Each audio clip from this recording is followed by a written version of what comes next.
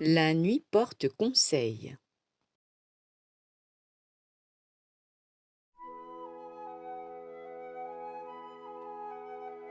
La journée qui attend Raphaël et Chloé semble bien belle. Le soleil brille dans le jardin plein de fleurs. Le chien danse de bonheur. Papa et maman chantent en préparant le petit déjeuner. Mon amour, je t'ai vu au bon milieu d'un rêve. Sur la table de la salle à manger, Chloé prend une biscotte. C'est fragile une biscotte. Pour la beurrer, il faut de la délicatesse. Ne pas appuyer trop fort avec le couteau, sinon on la casse. Ensuite, quand on ajoute la confiture, il ne faut pas en mettre trop.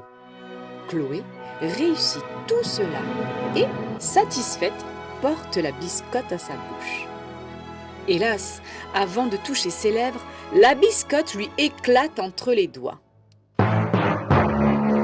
Les morceaux atterrissent sur le visage de Raphaël. Ah! Surpris, il sursaute et lâche son bol de chocolat et patatras! Le bol chute, se brise, le liquide se répand sur le sol. En reculant, Raphaël pousse la chaise de Chloé. Ah! Chloé s'accroche à la table. Catastrophe, la nappe lui reste entre les mains et tout le petit déjeuner finit par terre.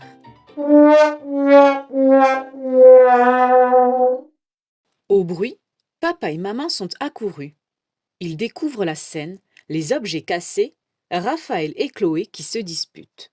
C'est ta faute! Non, c'est ta faute! Tout le monde s'accroupit et ramasse les débris. C'est lui qui a lâché le bol! S'écrie Chloé, Elle qui m'a envoyé une biscotte dans la figure! réplique Raphaël, Stop! dit papa. Au lieu de reconnaître vos erreurs, vous vous accusez l'un l'autre. Retournez dans votre chambre. Voilà donc Raphaël et Chloé dans leur chambre. La belle journée ne sera pas une belle journée. C'est ta faute! Non, c'est la tienne! De colère, Chloé dissimule les voitures préférées de son frère dans un tiroir. Là, comme ça tu les trouveras pas. De son côté, Raphaël cache les jouets de sa sœur sous le matelas. Voilà, comme ça il les trouvera pas. Et lorsqu'ils veulent jouer, ils ne trouvent plus leurs affaires. Scandale! La dispute reprend de plus belle. C'est toi qui as caché mes jouets, j'en suis sûre. Même pas vrai d'abord. Papa arrive et les prévient. Encore un mot et vous êtes privés de sortie toute la semaine. Raphaël et Chloé ne répondent pas. Un mot? Oula! Attention, danger! Ils se taisent. Pour une fois, ils sont d'accord. Chacun s'occupe de son côté. Chloé assemble les pièces d'un puzzle, tandis que Raphaël lit un livre. Mais il fait chaud. Raphaël ouvre la fenêtre qui donne sur le jardin. Hélas, le vent s'engouffre dans la chambre et disperse le puzzle de Chloé. Tu l'as fait exprès. S'écrie Chloé en bondissant vers son frère. C'est le vent, c'est pas moi. Et voilà qu'ils se chamaillent à nouveau. Cette fois, papa et maman se fâchent vraiment. Ça suffit! Vous serez privés de sortie toute la semaine! Mais Toute la semaine! Le soir, en se couchant, les deux enfants sont furieux. tout ça c'est ta faute. Dit Chloé, Non, de la tienne. dit Raphaël. Impossible de dormir. Ils tournent dans leur lit comme des crêpes sur la poêle. Soudain, la fenêtre s'ouvre. Une magnifique lumière bleue aux éclats dorés entre dans la chambre. De cette gerbe d'étoiles émerge un jeune homme au visage pur et paisible. Il regarde les enfants en souriant. Je suis le messager de la nuit. Suivez-moi, Raphaël et Chloé. Un peu ensommeillés, Raphaël et Chloé ne s'étonnent de rien. Pourtant, il y a de quoi être surpris. Le messager mystérieux les prend par la main et ils s'envolent tous les trois.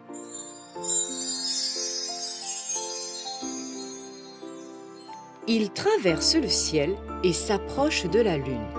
Une musique douce les accompagne. Sous la lune argentée, Raphaël et Chloé aperçoivent un escalier double. D'un côté, les marches montent, de l'autre, elles descendent. Nous allons voir Madame la Nuit. Annonce le jeune homme. Raphaël et Chloé commencent à grimper. Pouf, comme c'est long, il est au moins 1000 marches. Au sommet, ils découvrent Madame la Nuit. C'est une vieille dame très belle, drapée dans un manteau d'étoiles. Raphaël et Chloé sont intimidés, mais elle les contemple gentiment. Madame la Nuit, ces enfants ne peuvent pas dormir. Commence le messager. Et leurs journées sont pleines d'énervement. Mes enfants, vos disputes viennent d'un malentendu. Au départ, un simple petit incident, une biscotte qui se brise. Parce que vous vous êtes échauffés, disputés, cette biscotte a déclenché une catastrophe. Personne n'a voulu du mal à l'autre. Écoutez mon conseil, vous avez besoin de vous calmer. Retournez dans vos lits et abandonnez-vous au sommeil. Demain est un autre jour. Raphaël et Chloé se sentent déjà mieux. Le messager de la nuit les reprend par la main et ils descendent ensemble l'escalier. Lorsqu'ils arrivent en bas, ils croient à un mirage. De l'autre côté, sur les marches qui montent, leurs parents se préparent à rendre visite à Madame la Nuit. Rêvent-ils? Au matin, Raphaël et Chloé se réveillent apaisés. Excuse-moi, Dit Raphaël, excuse-moi. dit Chloé. Papa et maman entrent dans leur chambre. Ah, nous sommes contents de vous voir comme ça. S'écrie papa. Nous avons peut-être un peu exagéré hier, ajoute maman. Vous priver de sortie toute une semaine, c'est très très dur. Nous avons réfléchi nous aussi, et nous supprimons la punition. Ouais, merci papa et maman. Papa se penche vers les enfants. La nuit porte conseil. Raphaël lance un clin d'œil à Chloé. Ils n'ont pas rêvé. C'étaient bien leurs parents sur l'escalier de Madame la Nuit. Et voilà, cette petite histoire devrait t'aider à comprendre ce que signifie ce dicton.